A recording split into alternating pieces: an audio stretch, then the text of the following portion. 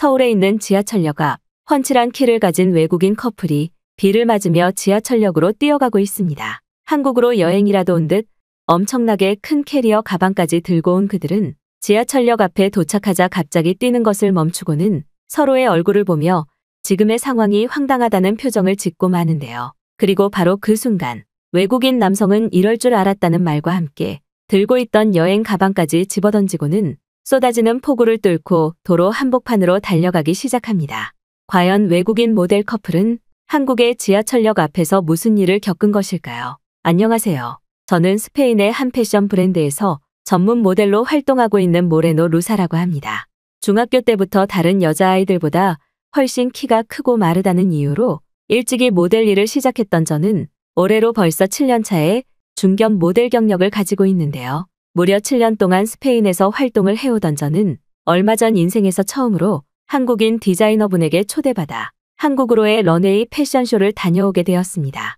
한국에서 굉장히 영향력이 있다고 알려진 한국인 디자이너분께서는 무려 3번 정도 저에게 한국에서의 패션쇼 런웨이 제안을 하셨지만 저는 처음에는 섣불리 그 제안을 수락하지 못했는데요. 몸의 컨디션도 좋고 디자이너분의 브랜드도 굉장히 저와 잘 매치되는 컨셉의 패션쇼였으나 사실 저는 한국이라는 나라로 가야 된다는 사실 자체에 큰 고민을 가지고 있었습니다. 사실 얼마 전부터 제가 소속되어 있는 스페인의 모델 에이전시에서는 이상하게 한국으로의 패션 런웨이를 요청받아 떠나는 경우가 상당히 많아졌는데요. 그런데 매우 이상했던 사실은 전 세계에서 명품으로 알려진 대다수의 브랜드들이 최근 들어 한국에서 패션쇼를 하는 횟수가 엄청나게 늘었다는 사실입니다. 그때까지만 해도 한국을 전혀 경험해보지 못했던 저는 도대체 왜 별것 없는 아시아의 나라인 한국으로 많은 명품 브랜드들이 패션쇼를 개최하러 떠나는지 전혀 이해가 되지 않았고 그러한 브랜드들의 요청을 받아 굳이 후진국인 한국으로 가는 저희 모델 동료들도 이해를 하지 못했습니다. 그런데 그때 당시 제가 사귀고 있던 남자친구 크로스는 어느 날 자신이 한국에서의 패션쇼에 참가하게 되었다면서 무려 6개월이 넘는 장기간의 프로젝트이기에 저보고 같이 한국으로 가자는 급작스러운 제안을 했는데요. 저는 남자친구인 크로스의 말을 듣자마자 왜 후진국인 한국에서의 패션쇼 제안을 계약했냐며 벌컥 화를 내고 말았습니다.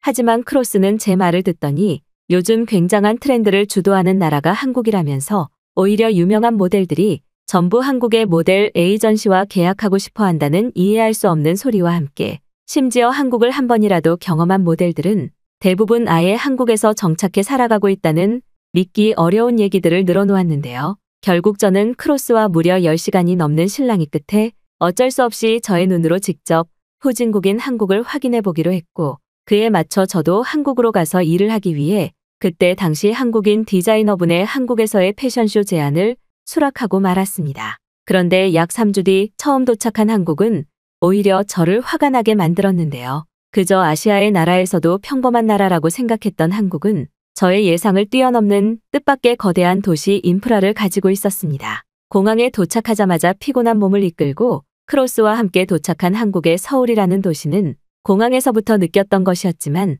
저의 상상을 초월한 높은 빌딩들과 엄청나게 큰 건물들이 굉장히 많이 보였는데요. 사실 한국에 오기 직전까지도 별 기대를 하지 않았지만 오히려 한국은 스페인보다 더욱 자연과 도시가 잘 조화되어 있는 미래지향적인 도시의 모습이 보였고 그 중에서도 특히 도심 중심에 있던 청계천은 너무 아름다워서 한참 동안 구경을 할 수밖에 없었습니다. 또한 매우 충격적이었던 것은 청계천을 비롯한 한국의 공원 곳곳에 무료로 휴대폰을 충전할 수 있는 콘센트들이 상당히 많았다는 사실인데요. 스페인에서는 이러한 공공시설 충전 시스템을 살면서 한 번도 보지 못했던 저는 처음에는 도대체 이게 뭐지라는 생각이 들고 경계심이 느껴졌으나 그곳에 매우 능숙하게 휴대폰을 꽂아 배터리를 충전하는 한국인들의 모습을 보고는 마치 불을 처음 발견한 인간의 모습처럼 엄청난 충격을 받고 말았습니다. 놀랍게도 아직 스페인에서는 집에서도 전기가 종종 끊기는 정전 사태가 굉장히 빈번하게 발생하기 때문에 휴대폰을 집에서 충전하는 것 자체도 굉장히 불안한 요소인데 한국은 청계천 곳곳에 있는 충전 콘센트를 매우 안정적으로 사용할 수 있었고 이로 인해 정말 영화에 나오는 미래도시처럼 느껴지기까지 했는데요. 그런데 제가 화가 났던 부분은 바로 한국의 길거리를 걷기 시작했을 때였습니다. 사실 스페인에서도 어느 정도 키가 크고 마른 체형을 물려받아 모델로 활동하고 있던 저는 알게 모르게 키에 대한 자부심을 느끼고 있었는데 이상하게 한국의 길거리에는 저보다 키가 큰 여자분들이 굉장히 많이 보였는데요. 심지어 길거리에 있는 한국인 남자분들은 제 남자친구인 전문 모델 크로스의 키를 훌쩍 뛰어넘는 경우가 매우 많았고 상식적으로 아무리 생각해봐도 후진국인 나라가 어떻게 이렇게 신체 균형이 좋고 키가 큰 사람이 많은지 이해가 되지 않았습니다. 한국에 처음 여행을 와서 들떠있던 크로스도 길거리를 지나갈 때마다 대부분의 한국인 남자분들이 자신보다 키가 크다는 사실에 주눅이 들었는지 어느 순간부터 말을 하지 않기 시작했고 심지어는 갑자기 길을 걸어가다가 괜히 한국에 왔다면서 울먹거리는 모습까지 보이고 말았는데요. 전문 모델로 활동하는 저와 크로스였지만 한국인들의 엄청난 체격과 키에 저희는 완전히 압도되고 말았고 도대체 한국의 모델 에이전시에는 어떤 사람들이 일을 하는 것인지 궁금해지기까지 했는데요. 그리고 바로 그때 한국에 왔다는 저희의 SNS를 본 한 모델 동료가 마침 자신이 한국에서 일을 하고 있다며 괜찮다면 저희에게 한국을 소개해줘도 되겠냐는 제안을 하더군요. 마침 한국인들의 엄청난 키와 전혀 후진국답지 않은 도시의 모습에 궁금한 것이 상당히 많았던 저는 곧바로 저희의 위치를 친구에게 말해주었고 약 1시간 뒤 저희 오랜 모델 친구 나타샤가 차를 타고 저희를 데리러 왔습니다. 나타샤와 짧은 인사를 나누고 차에 타자마자 저는 한국이 이런 나라인 줄 몰랐다면서 이것은 명백한 선진국의 모습인데 어떻게 이런 나라가 존재하고 있었냐며 여러 질문들을 쏟아냈는데요.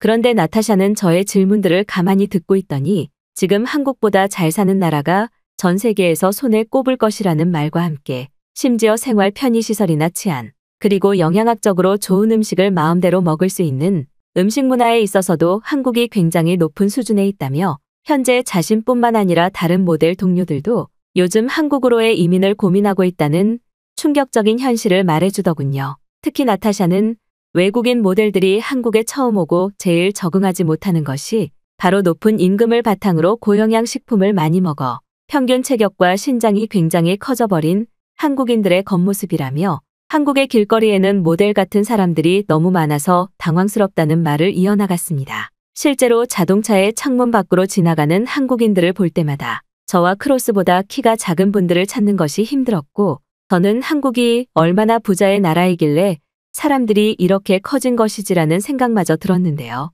그런데 나타샤는 아직 놀라기는 이르다며 저녁 시간이 되면 한국의 진짜 모습이 드러난다는 말과 함께 주차장에 차를 대고는 저희와 함께 한국의 밤거리를 걷기 시작했습니다.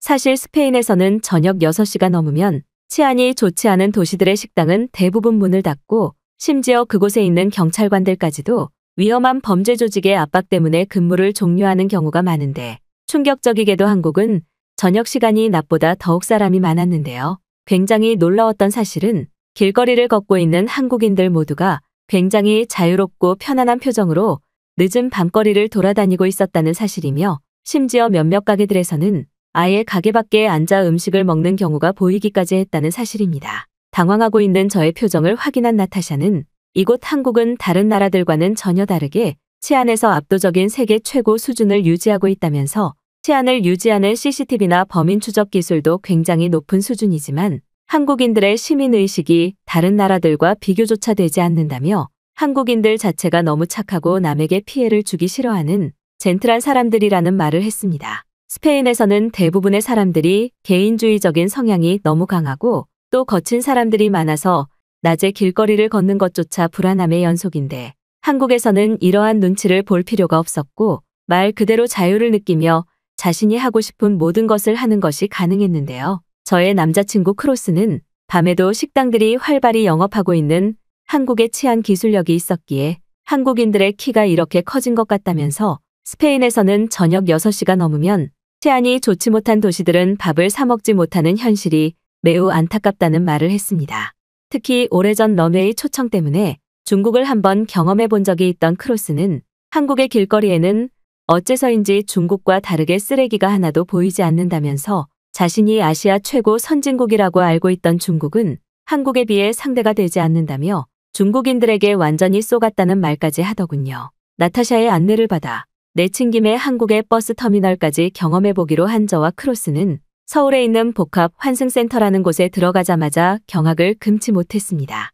스페인에서는 고작 해봐야 길거리에 작은 버스 정류장이 전부인데 한국의 복합 환승센터라는 곳은 기차와 지하철 심지어 버스까지 복합적으로 모든 교통이 연결되는 시스템이 마련되어 있었고 심지어 이러한 교통 티켓 자체를 구매할 필요도 없이 전부 신용카드로 한 번에 결제할 수 있었는데요. 아직도 스페인에서는 토큰을 이용해 버스를 타야 하는 아날로그의 경우가 많아서 항상 불편했는데 한국은 이럴 필요 자체 없이 그저 카드 하나로 눈앞에 있는 모든 교통 인프라를 손쉽게 이용할 수 있었습니다. 또한 더욱 충격적인 것은 한국인들의 인프라 기술력이 얼마나 좋은지 환승센터 내부에 없는 것이 없었다는 사실인데요. 식당부터 서점 심지어는 명품 브랜드들 상점까지 환승센터 내부에 전부 자리를 잡은 채 영업을 하고 있었고 심지어 밤 10시가 다 되어가는 시간이었지만 그 늦은 시간까지 모든 상점들이 손님을 받고 있었죠. 그런데 환승센터를 나와 나타샤의 제안으로 지하철을 타러 가던 중 갑자기 하늘에서는 폭우가 쏟아지기 시작했습니다. 사실 한국의 지하철은 도대체 어떤 모습일까 너무 궁금해서 빨리 가고 싶었는데 갑자기 쏟아지는 비에 저와 크로스 그리고 나타샤는 어쩔 수 없이 발걸음을 멈추고 편의점에서 우산을 사게 되었는데요. 단순하게 편의점에서 우산을 사는 것이었지만 놀랍게도 스페인에서는 편의점 자체가 길거리에 거의 없는 것은 물론 편의점에서 우산을 파는 경우도 볼 수가 없는데 한국은 그저 눈앞에 편의점에 들어가기만 하면 돼서 상당히 편했습니다. 그런데 폭우를 뚫고 도착한 한국의 지하철역 입구에서 저와 크로스는 굉장히 당황할 수밖에 없었는데요. 한국의 지하철역 입구에는 마치 청소 도구처럼 보이는 이상한 물건들이 굉장히 많이 있었는데 그 순간 뒤에 있던 나타샤는 저희가 들고 있던 우산을 그 물건에 집어넣고는 우산의 물기를 닦아내기 시작했습니다. 나타샤는 한국에서는 비가 오면 지하철역 입구에 우산의 물기를 제거하는 빗물 제거기와 자동으로 우산의 비닐을 씌워주는 도구까지 설치된다면서 이렇게 하면 지하철역 내부에 물이 떨어질 일이 없다며 한국에서만 볼 수 있는 시설물을 자랑하기 시작했어요. 정말 살아생전 처음 보는 물건들에 너무나 당황했던 저와 크로스는 이내 뒤에 있던 한국인들이 연이어 빗물 제거기와 우산 비닐 도구를 사용하는 것을 보았고 한국이 이렇게나 기술력이 발전한 나라라는 것에 큰 충격을 받고 말았습니다. 스페인에서는 비가 오면 그저 젖은 우산을 들고 버스를 타러 가거나 기차를 타러 가서 바닥 자체가 너무나 미끌거리고 위험한데 한국의 빗물 제거기를 이용한다면 공공시설의 바닥이 미끄러워질 일도 없었고 상당히 처리가 간편해서 쾌적함 그 자체더군요. 실제로 지하철을 타러 들어가는 대부분의 한국인들은 빗물 제거기와 우산 비닐을 이용하고 있었고 심지어 손에 물을 묻힐 필요 없이 전부 자동으로 처리해주는 한국의 수준 높은 공공시설에 저와 크로스는 서로의 표정을 보며 놀랍다는 반응을 보였습니다. 나타샤의 뒤를 따라 내려간 한국의 지하도는 실제로 빗물이 하나도 없었고 걸어가는 한국인들 대부분의 우산에는 항상 비닐이 씌워져 있더군요. 그리고 바로 그 순간 저는 한국인들의 시민의식이 어느 정도로 뛰어난지 완벽하게 이해하게 되었고 이러한 나라가 바로 선진국이라는 생각마저 들었습니다. 만약 스페인에 이러한 시설물들을 설치했더라면 버스 정류장을 뜯어서 팔아치우는 스페인 범죄 조직들 때문에 하루 만에 사라졌을 것이 뻔한 상황인데 한국은 이러한 시설물들을 누군가 훔쳐가려는 모습도 보이지 않았고 그저 깔끔하게 빗물 제거기를 이용하는 것이 전부였죠. 스페인에서 워낙 도둑질을 자주 경험했었던 저는 이처럼 생활에 편리함을 주는 한국의 도시 인프라 시스템에 크게 마음이 흔들렸고 왜 많은 모델 동료들이 한국으로의 이민을 결정하는지 이해가 되었습니다. 짧게 경험했던 한국의 지하철에도 역시나 모든 한국인들이 우산에 비닐을 씌운 상태여서 우산에서 떨어진 빗물 자체가 바닥에 없었고 스페인에서처럼 바닥이 미끄러워서 넘어질 걱정을 할 필요조차 없이 편하게 걸어 다니기만 하면 돼서 지하철 내부도 상당히 쾌적하고 편하더군요. 나타샤와의 짧은 한국 일정을 끝내고 어쩔 수 없이 나타샤의 집에서 일주일 정도 지내기로 한 저와 크로스는 스페인에서는 상상조차 할 수 없었던 비싸 보이는 나타샤의 집 내부에 나타샤가 부자로 생각될 정도였습니다. 하지만 나타샤는 한국에서는 이러한 주거단지인 아파트가 너무나 평범한 주거 형식 중 하나라면서 아파트 내부에 공원과 헬스장, 심지어 배드민턴을 할 수 있는 다목적 체육시설까지 있다는 믿기 어려운 말들을 늘어놓았죠. 그리고 실제로 나타샤와 함께 한국의 아파트에서 지내는 일주일의 시간은 저와 크로스에게 너무나 편한 시간이었고 틀기만 하면 따뜻한 물이 나오는 한국의 수도 시스템은 스페인에서는 상상조차 할 수 없던 편의성이었기에 점점 한국에서의 삶이 한편으로는 너무나 편리하면서도 스페인으로 돌아가기가 싫어지게 되었습니다. 크로스도 저와 비슷한 마음인지 이렇게 살기 좋고 편한 나라인 한국에서 살다가 다시 지옥 같은 스페인으로 돌아가면 적응을 못할 것 같다면서 우울증 비슷한 증세가 나타나기까지 하더군요. 다행스럽게도 한국의 모델 에이전시와 계약직이지만 단기 계약을 할 수 있었던 저와 크로스는 패션쇼 런웨이 일정이 끝난 뒤에도 무려 1년이 넘게 한국에서 생활할 수 있었습니다. 처음에는 단순히 한국을 시험해보기 위해 한국에 왔었던 것이었지만 실제 1년이 넘는 시간 동안 경험한 한국은 왜 많은 사람들이 요즘 한국이라는 나라로 이민을 떠나고 있는지 피부로 느껴졌고, 한국의 모델 에이전시에서 마주한 엄청나게 키가 큰 한국인 모델 동료분들은 저와 크로스에게 모델로서의 많은 영감을 주기도 했죠. 언제 다시 스페인으로 돌아갈지는 모르겠으나 저는 크로스만 괜찮다면 부모님까지 한국으로 모셔오기 위해 가족 이민을 알아보고 있고, 지금 한국에서의 삶이 그저 너무나 행복하기만 합니다.